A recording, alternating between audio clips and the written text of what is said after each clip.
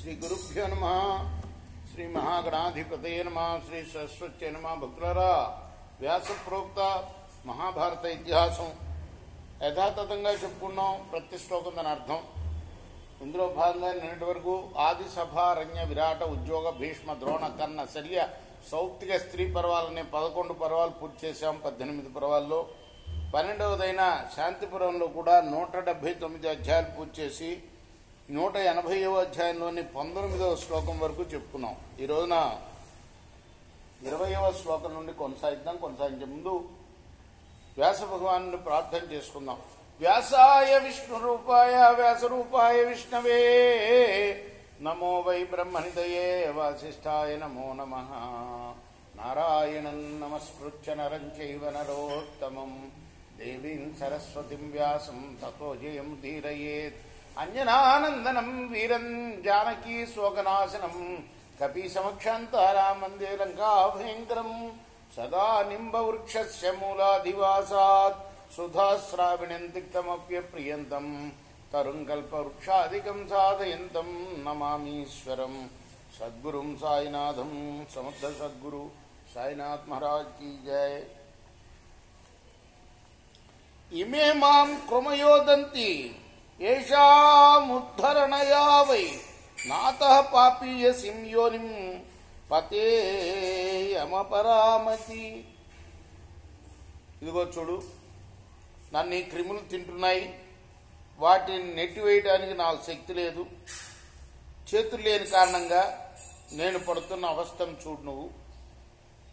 నక్క చెప్తుందన్నమాట కశ్యప మహామునికి నీతులు. ఎందుకంటే ఆయన ఆత్మహత్య చేసుకోవాలనుకున్నాడు ఒక వైశ్యుడు అవమానించగానే. దానికి చెప్తున్నాడు, నాకు చూడు చిన్న చిన్న క్రిములు అవి, నేను ఇంత పెద్దదాన్ని, నన్ను కుడుతూ ఉంటే నేనేం చేయలేకపోతున్నాను కదా, నాకు చేతులు లేవు కాబట్టి. అకార్యమితి చైనేమం అకార్యమితి చైవేమం నాత్మానాం సంచజామ్యం నాతః పాపీయసీం యోనిం పతేయమపరామితి. మరి నీలాగా నేను ఆ చిన్న క్రిములే నన్ను కుడుతున్నాయే, నేనేం చేయలేకపోయినానని నేనేమన్నా ఆత్మహత్యకు పాల్పడుతున్నానా?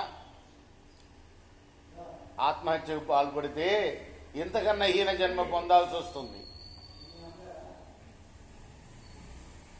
మధ్యేవే పాపయోనీనాం శాంకాలీం యామహంగతః పాపీయస్యో బహుతరా ఇతో న్యా పాపయోనః. నేను ఇప్పుడు నక్కగా పుట్టాను, ఇది పాపిష్య జన్మ.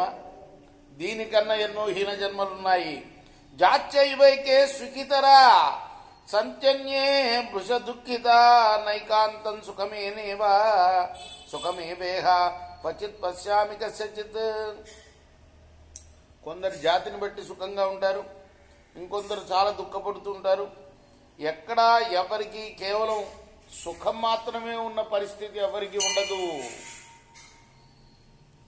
మనుష్యాఖ్యాద్యతాం ప్రాప్య రాజ్యమిచ్చంచనంతరం రాజ్యా దేవత్వమిచ్చంతి దేవత్వాత్ ఇంద్రతామపి.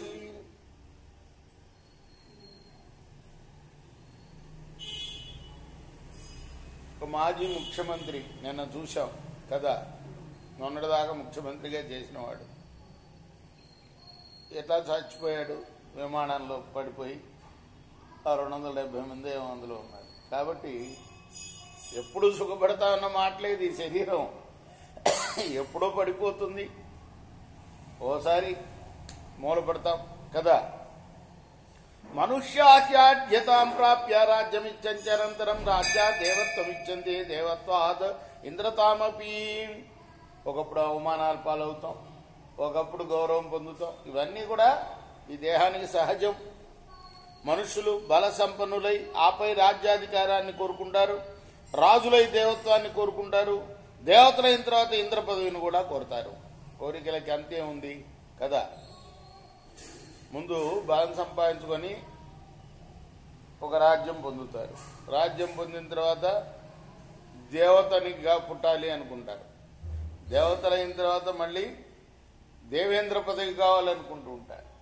ఇలా భవేస్తం యజ్ఞపిచ్చాఢ్యః న రాజా నచ దైవతం దేవత్వాం ప్రాప్య చేంద్రత్వం నైవ తుష్యేస్తథా సతీ.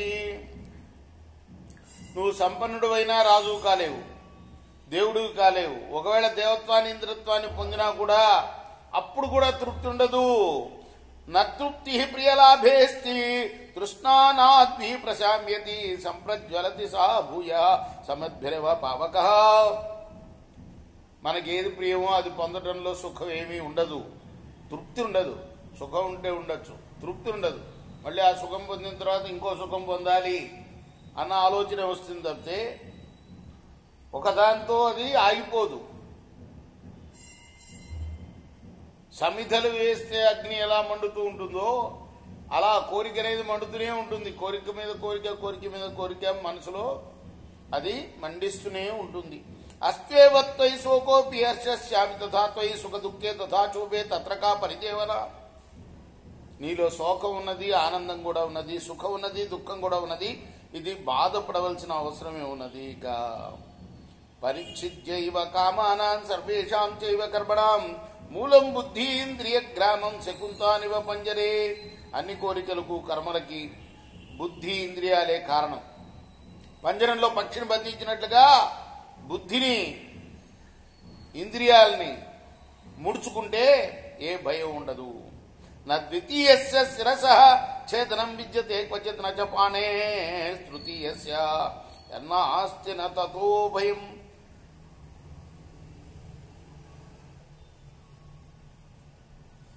మనకు లేని రెండవ తలని గాని మనకు లేని మూడవ చేతిని గాని ఎవడు ఖండించలేడు. ఇక దాని గురించి భయం ఎందుకు? న ఖల్వస్ప్యరసజ్ఞస్య కామః క్వచన జాయతే దర్శనాద్వాపి శ్రవణాద్వాపి జాయతే. రసజ్ఞత లేని వాడికి ఏ కోరిక ఉండదు. స్పర్శ వల్ల కాని, దర్శనం వల్ల కాని, వినికిడి వల్ల కాని కోరిక కలుగుతుంది. నత్వం స్మరసి వారుణ్య లట్పాకానాంచ పక్షిణాం తాభ్యాంచాప్యధికో భక్షః న కశ్చిద్ విద్యతే క్వచిత్.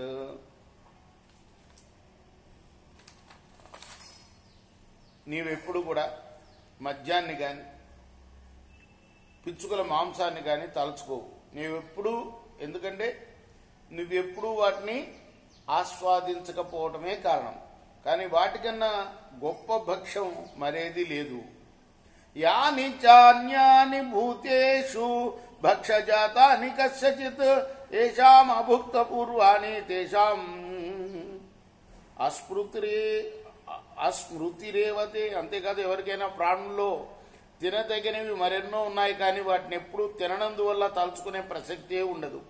అప్రాశమన సంస్పర్శం అసందర్శనమేవచ పురుషైశ్చైవ నియమః మన్యే శ్రేయో న సంశయః. కాబట్టి తినకుండటం, తాకకుండటం, చూడకుండటం అన్న ఈ నియమమే మనిషికి శ్రేయస్కరమైనది సుమా. ఇందులో సందేహం లేదు. పాణిమంతో బలవంతః ధర్మంతో న సంశయః మనుష్య మానుషైరేవా దాసత్వం ఉపపాదిత. చేతులున్నవాడు బలవంతుడు, ధనవంతుడు కూడా, దీనిలో సంశయమే లేదు. మనుషులు మనుషుల చేతనే బానిసలు చేయబడతారు. వద బంధ పరిక్లేశ క్లిశ్యంతే చ పునః పునః తే కల్పసి రమంతే చ మోదంతే చ హసంతి చ. ఎందరో మనుషులు వధ, బంధనం మొదలైన బాధలను అనుభవిస్తూనే ఉన్నారు. అయినా కూడా వారు ఆడుతూ, ఆనందిస్తూ, నవ్వుతూ జీవిస్తున్నారు. అపరే బాహుబలిన కృత విద్యా మనస్విన జుగుప్సితాంచ కృపణాం పాపమృత్యుం వాసతే. ఎందరో బాహుబల సంపన్నులు, పండితులు, అభిమానవంతులు కూడా అసహ్యకరమై దయనీయమైన వృత్తిని ఆశ్రయించి అప్పుడప్పుడు బతుకుతూ ఉంటారు. ఉత్సహంతే చ తే వృత్తిం అన్యామప్యుపసేవితం స్వకర్మణాతు నియతం భవితవ్యంతో తత్తదా. అంతేకాదు, వారు మరేదైనా వృత్తిని స్వీకరించడానికి కూడా ఉత్సాహపడుతూ ఉంటారు. తమ కర్మను అనుసరించి ఉన్న విధిని బట్టియే భవిష్యత్తు కూడా ఏర్పడుతుంది. న పుల్కసో న చాండాల ఆత్మానం చక్తుమిచ్చతి తయా తుష్ట స్వయో యోన్య మాయాం పశ్యస్వ యాదృశీం. పుల్కసుడైనా చండాలుడైనా ఆత్మత్యాగానికి ఎప్పుడూ సిద్ధపడడు. తన జాతి చేతనే సంతృప్తి పడతాడు. అది భగవంతుడి యొక్క మాయ. గమనించు. దృష్ట్వా పునీన్ వృక్షహతాన్ మనుష్యానామయానివా మయా వినా సుసంపూర్ణ స్వయా యోన్యో లబ్ధలాభోసి కశ్యప. ఓ కాశ్యప, కొందరు మనుషులు అవిటివారు, కొందరు పక్షపాతం గలవారు, కొందరు ఎప్పుడూ రోగగ్రస్తులు. కానీ నీ పుట్టుక లోపరహితం, పరిపూర్ణ మానవ శరీరంతో నువ్వు లాభపడ్డావు. యది బ్రాహ్మణ దేహాస్తే నిరాతంకో నిరామయ అంగారిత సమగ్రాని నచలోకేషు ధిక్ కృత. బ్రాహ్మణ, నీ శరీరం భయరహితం, రోగరహితం, నువ్వు సర్వాంగ సంపూర్ణంగా ఉన్నావు. లోకులు ఎవ్వరు కూడా నిన్ను నిందించలేరు. నచకేన చిత్ ప్రవాదేన సత్యైనైవాపహారిణ ధర్మాయోత్తిష్ట విప్రశ్యేనాత్మానం చక్తుమర్హసి. బ్రహ్మర్షి, నీ జాతిని అపహాస్యం చేసే వాస్తవమైన అపవాదమేమైనా నీ మీద ఆరోపింపబడినా నువ్వు ప్రాణత్యాగం చేయకూడదు. లేచి ధర్మపాలనకు ఉపక్రమించు. ఇది బ్రహ్మన్ శృణోష్యేతత్ శ్రద్ధదాసి చ మే వచః వేదోక్తైస్యైవ ధర్మస్య ఫలం మోక్షమవాప్స్యతి. బ్రహ్మస్వరూప, నా మాట విని దానిపై శ్రద్ధ చూపితే నువ్వు వేదోక్తమైన ధర్మఫలాన్ని పొందుతావు. స్వాధ్యాయమగ్ని సంస్కారం అప్రమత్తో అనుపాలయ సత్యం దమంచ దానంచ స్పర్ధిష్టామాచకేనచిత్. అప్రమత్తుడవై స్వాధ్యాయాన్ని, అగ్ని సంస్కారాన్ని నిర్వహించు. సత్యాన్ని, దమాన్ని, దానాన్ని పాటించు. ఎవరితో పోటీ పడవద్దు. ఏ కేచన స్వధ్యయన ప్రాప్త యజనయాజనం కథంతే చాను శోచేయ జాయేయుర్వాప్య శోభనం ఇచ్చంతస్తే విహారాయ సుఖం మహదవాప్నుయ. స్వాధ్యాయ సంపన్నులై యజన యాజనాలను పాటించేవారు బాధపడరు, అమంగళకరమైన ఆలోచన చేయరు. అటువంటి వారు కావాలనుకుంటే యజ్ఞాదుల్లో విహరిస్తూ మహాసుఖాన్ని పొందగలరు. ఉత జాతా సునక్షత్రే సుతితో సుముహూర్తజ యజ్ఞదాన ప్రజేహాయ యతంతే శక్తిపూర్వకం. మంచి నక్షత్రంలో, మంచి తిథిలో, సుముహూర్తంలో జన్మించిన వారు యాగాలు, దానాలు చేస్తూ ధర్మబద్ధంగా సంతానాన్ని పొందడానికి ప్రయత్నిస్తూ ఉంటారు. నక్షత్రేష్వాసురేష్వన్యే దుస్థితో దుర్ముహూర్తజ సంపతంచాసురీం యోనిం యజ్ఞ ప్రసవర్జిత. ఇంకా కొందరు రాక్షస నక్షత్రాల్లో, చెడ్డ తిథుల్లో, దుర్ముహూర్తాల్లో జన్మించి యాగ సంతాన విహీనులై అసురయోన్ని పొందుతారు. అహమాసం పండితక హైతుకో వేదనిందిక అన్వీక్షితీం తర్క విద్యాం అనురక్తో నిరర్ధికాం. నేను పండితున్నై, హేతువాదినై, వేదనింద చేస్తూ ప్రత్యక్ష ప్రమాణం ఆధారంగా అనుమాన ప్రమాణాన్ని ఆశ్రయించే నిరర్ధకమైన తర్క విద్య ఎందు అనురక్తున్నై ఉన్నాను. హేతువాదాన్ ప్రవదిత భక్త సంపత్ సుహేతుమత్ అక్రోష్టో చావిభక్త చ బ్రహ్మవాక్యేషు చ ద్విజాన్. సభల్లో యుక్తివాదంతో, హేతువాదంతో మాట్లాడేవాడిని. వేదవాక్య విచారణ చేస్తున్న బ్రాహ్మణుల దగ్గరికి పోయి వారితో ఆక్రోశంతో వాదించేవాడిని. నాస్తిక సర్వశంకీచ మూర్ఘ పండితమానిక తస్యేయం ఫల నిర్వృత్తి శృగాలత్వం మమ ద్విజ. అన్నింటినీ శంకిస్తూ నాస్తికుడనై, మూర్ఘుణ్ణై నన్ను నేను పండితుడిగా భావించుకుంటూ ఉండేవాడిని. ఇదిగో దాని ఫలితమే, ఇదిగో నక్క జన్మను పొందాను నేను. అపిజాతు తథా తస్మాత్ అహోరాత్ర శతైరపి యదహం మానుషీం యోని శృగాల ప్రాప్నియాం పునః. నక్కగా ఉన్న నేను మరలా ఎప్పుడైనా, ఎన్ని వందల రోజుల కృషి తర్వాతనైనా మానుష జన్మను పొందుతానో లేదో తెలియదు. సంతుష్టశ్చాప్రమత్తశ్చ యజ్ఞదాన తపోరతి ఏ జ్ఞాత భవేయం వైవర్జ్యవర్జేత తథా. మనుష్య జన్మతో సంతోషిస్తూ అప్రమత్తంగా యజ్ఞదాన తపస్సులందు ఆసక్తి పాటిస్తూ తెలియదగిన వాడిని తెలుసుకుంటూ విడవదగిన వాడిని విడవగలనో లేదో మరి. తతః స మునిరుద్ధాయ కాశ్యపస్తం వాచ అహో బతాసి కుశల బుద్ధిమాంస్యత విస్మిత. ఆ మాట, నక్క మాట విన్న తర్వాత కాశ్యపుడు లేచి నక్కతో అన్నాడు, ఆహా ఎంత నేర్పరివి నువ్వు, ఎంత బుద్ధిమంతుడివి, నాకు చాలా ఆశ్చర్యంగా ఉంది. సమవైక్షత తం విప్రహ జ్ఞానదీర్ఘేన చక్షుషా దదశచేనం దేవానాం దేవమింద్ర సచీపతి. ఇలా అంటూ ఆ కాశ్యపుడు జ్ఞాన చక్షువుతో చూశాడు. ఆ నక్కలో శచీపతి అయిన దేవేంద్రుణ్ణి చూడగలిగాడు. అంటే దేవేంద్రుడు నక్క రూపంలో వచ్చి ఈ కాశ్యపుడికి ఈ బోధంతా చేశాడనమాట. తథ సంపూజయామాస కాశ్యపో హరివాహరం అనుజ్ఞాతస్తు తేనాథ ప్రవేశ స్వమాలయం. అప్పుడు కాశ్యపుడు దేవేంద్రుడిని పూజించి ఆయన అనుమతితో తన ఇంటికి మరలిపోయాడు. ఇది శ్రీ మహాభారతే శాంతి పర్వణి మోక్షధర్మ పర్వణి శృంగాలకాస్య సంవాదే అశీత్యధిక శతమోధ్యాయ. ఇది మహాభారత ఇతిహాసంలోని శాంతి పర్వంలోని 180వ అధ్యాయం. రేపు మనం 181వ అధ్యాయం ప్రారంభం చేద్దాం. కృష్ణార్పణమస్తు. సాయి కృష్ణార్పణమస్తు. స్వస్తి ప్రజాభ్య పరిపాలయంతాం న్యాయేన మార్గేణ మహిమహీ చ. గో బ్రాహ్మణేభ్య శుభమస్తు నిత్యం. లోకాః సమస్తాః సుఖినో భవంతు. కృష్ణార్పణమస్తు. సాయి కృష్ణార్పణమస్తు.